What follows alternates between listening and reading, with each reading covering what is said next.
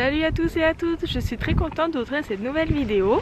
Aujourd'hui je vous retrouve mais sans Anne parce que comme vous l'avez peut-être vu sur les réseaux sociaux, je me trouve en Islande. Je suis partie avec mon copain donc pour 2 semaines en Islande, 1 semaine aux îles Féroé.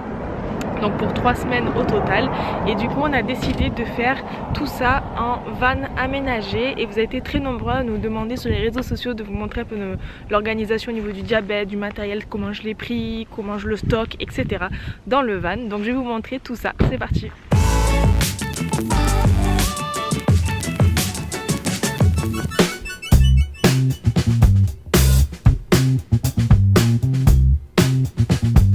Alors déjà au niveau du van, vous voyez que c'est un van de type moyen, c'est-à-dire un berlingot en fait, pour vous donner une idée.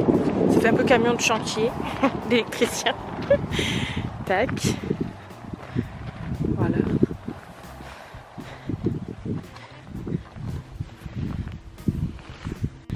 À l'intérieur, ça se présente comme ceci. Donc vous avez en fait les banquettes ici pour dormir. Tac. Et après ici vous avez tout le matériel pour la cuisine, parce que en fait dans le van il n'y a que les lits ici et devant pour conduire. Donc du coup voilà, ici vous avez de quoi cuisiner. Donc ça c'est un réchaud pour, avec le gaz pour faire chauffer l'eau par exemple. Ici vous avez tous les couverts, le liquide vaisselle, les torchons des verres et tout. Ensuite ici on a mis de la nourriture. Voilà, et petites bouteilles de gaz pour le réchaud. Là. Et dans celui-ci on a mis d'autres choses. Vous avez des ustensiles comme casserole et tout, et les barres de céréales pour le matin et des fruits. Voilà. Et normalement ici on a la glacière qui est là.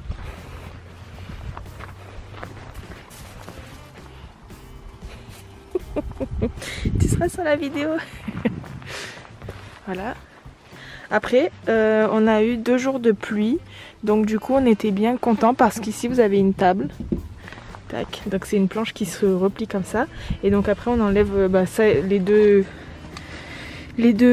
matelas, on les empile l'un sur l'autre, on enlève les planches en dessous, et puis en fait ça nous fait deux endroits pour s'asseoir et pour manger à table à l'abri quoi, parce qu'il y a du soleil quand même. Voilà. Et pour ce qui est du diabète, donc là vous allez voir il y a ma valise. Ici, donc c'est une grosse valise, on a pris des bagages en soute, donc c'est une énorme valise comme ça.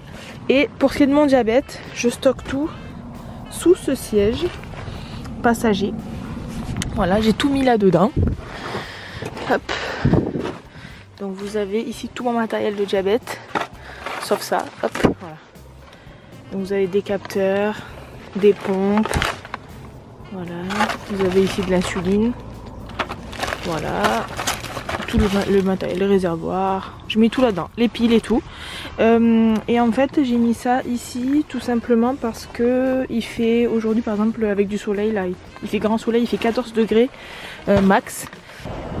Et pour ce qui est de la conservation de la température, vous allez peut-être vous poser la question de savoir pourquoi j'ai mis l'insuline comme ça, est-ce que je mets pas ça dans un frigo, des choses. Donc déjà j'ai la glacière, donc ça c'est bien parce qu'au moins s'il y a besoin qu'elle soit au frigo, je peux la mettre dans la glacière. Mais là très honnêtement dans tous ces jours je l'ai laissé sous mon siège de voiture, tout simplement parce que à l'extérieur là vous voyez il fait grand soleil dehors, il fait 14 degrés maximum. Donc voilà, il fait pas non plus très chaud, mais et puis c'est descendu je crois le minimum à 0 degré je crois, un jour où il pleuvait beaucoup, il faisait très froid près du glacier et tout. Donc du coup pour vous dire que l'insuline n'a pas besoin, enfin en tout cas pour ma part, d'être mise au frigo, d'autant plus que quand elle est sortie du frigo on peut la garder 2 semaines à 1 mois il me semble à l'extérieur à température ambiante, d'autant plus que la température ambiante ici n'est pas très élevée, donc je pense qu'on peut la garder quand même suffisamment longtemps. Et puis elle est sous le siège en plus, donc à l'abri du soleil, donc elle n'est pas en plein soleil, elle est vraiment stockée en dessous à l'abri, et puis pour la température je pense que c'est le top. Et pour terminer pour le voyage, donc on a mis une photo sur les réseaux sociaux, je vous la mettrai juste ici, de mon matériel que je prenais pour le voyage avec notamment cathéter, réservoir, sachant qu'un cathéter de pompe pour moi ça me dure une semaine, puisque j'ai des cathéters extended de Medtronic qui durent une semaine et j'ai pas des très gros besoins en insuline, donc pour moi une semaine ça suffit, sachant que je partais 3 semaines, il m'en fallait que 3, voilà, donc ça c'est bien. Le capteur pareil, il dure 3 semaines et il dure une semaine aussi, donc il m'en fallait 3 aussi, et à chaque fois j'ai pris un peu plus, style je crois qu'il me semble que j'ai pris 6 de chaque, j'ai pris le double à chaque fois, mais bon en tout cas pour vous dire que ça prend pas énormément de place, puisqu'il m'en faut 6 capteurs, 6 cathéters, donc ça c'était bien. Tout ce qui est autocollant, les réservoirs également 6 aussi. Et après j'ai pris aussi beaucoup de l'insuline bien sûr, faut pas l'oublier. Et puis j'ai pris, je crois que l'insuline j'ai pris un flacon neuf, peut-être un deuxième, mais je crois que je n'ai pris qu'un. Et j'ai pris pour les stylos, j'ai pris 2 stylos KO, voilà, mais bon je savais très bien que j'allais pas les utiliser, voilà, il nous reste encore une semaine de voyage là, donc on verra, mais je pense pas.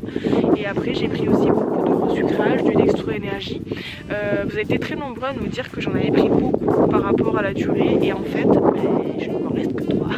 Donc j'ai fait beaucoup d'hypoglycémie pendant ce voyage. Il y avait beaucoup de randonnées prévues, beaucoup voilà, d'activités, de choses comme ça, on a beaucoup marché et tout, donc c'est vrai que... Et puis il y a aussi le décalage horaire qui fait que j'ai fait pas mal d'hypo, notamment vers 11h, parce qu'il faut savoir qu'en Islande on a 2 heures de retard sur la France, donc par exemple là où je filme il est 14h et chez vous il est midi, il est 16h pardon, donc du coup je faisais quand même des hypos pas mal dans la matinée vers 10h, 11h, un peu avant le repas du midi, et je pense que c'est lié au décalage horaire, sachant que moi les décalages horaires je fais toujours très simplement, c'est-à-dire que dès que je descends de l'avion, mon téléphone se met à l'heure du pays, et là la pompe me dit que l'appli de la pompe me dit que la pompe est pas à la bonne heure, donc du coup je la change, et puis voilà, je me prends pas trop la tête sur le décalage horaire, et donc ça fait que je pense que ça fait pas mal d'hypoglycémie. Voilà, donc après je sais pas si vous avez d'autres questions après au niveau de l'organisation, n'hésitez pas à me mettre ça dans les commentaires et on y répondra avec grand plaisir. Voilà, n'hésitez pas aussi à vous abonner aux réseaux sociaux, toujours pareil, Facebook, Twitter, Instagram et tout, pour recevoir les notifications en cas de nouvelles vidéos. Merci d'avoir suivi cette vidéo et à bientôt.